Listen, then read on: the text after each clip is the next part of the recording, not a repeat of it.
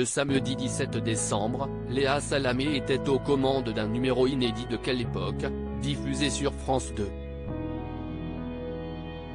Parmi les invités figurait l'actrice Sandrine Kiberlin qui, prise dans l'ambiance, s'est soudain lâchée à propos de Didier Deschamps. Si des millions de téléspectateurs ont suivi en direct le sacre d'Inodira Ampio, d'autres étaient devant leur écran pour suivre l'actualité des personnalités invitées sur le plateau de Quelle époque. Parmi elles figuraient Sandrine Kiberlin et Vincent Lacoste. Ensemble, les deux acteurs ont fait la promotion de leur film Le Parfum Vert, réalisé par Nicolas Pariseur, à qui l'on doit le thriller Le Grand Jeu, dont la sortie en salle est prévue pour le mercredi 21 décembre. Autour de la table à ce moment-là se trouvait également l'ancien chef de presse de l'équipe de France de football, Philippe Tournon.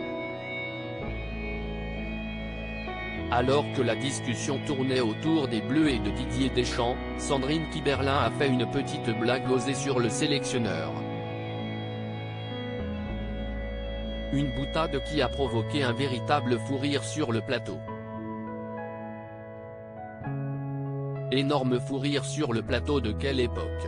Alors que Christophe de Chavannes plaisantait sur le fait qu'un joueur devait faire attention à son alimentation car il ne pouvait pas se rendre aux toilettes en plein match ni être au top de sa performance en pleine digestion, Sandrine Kiberlin a profité de l'ambiance joyeuse régnant sur le plateau pour faire une blague sur le sélectionneur. Peut-être sans se rendre compte qu'on l'entendrait à l'antenne. Est-ce qu'il fait caca ? A-t-elle lancé devant une assemblée hilare avant que l'ancien animateur de Coucou, c'est nous ne réplique, en rigolant, non, parce que c'est une princesse aussi.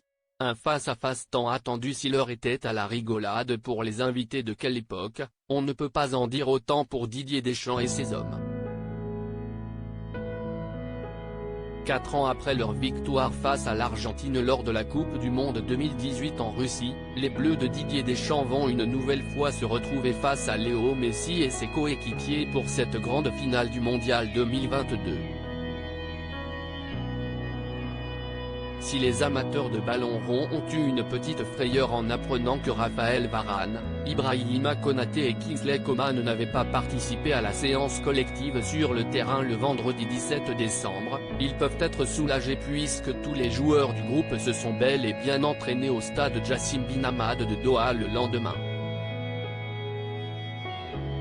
Il ne reste désormais plus que quelques heures avant de découvrir si la France gagnera le mondial pour la 3e fois.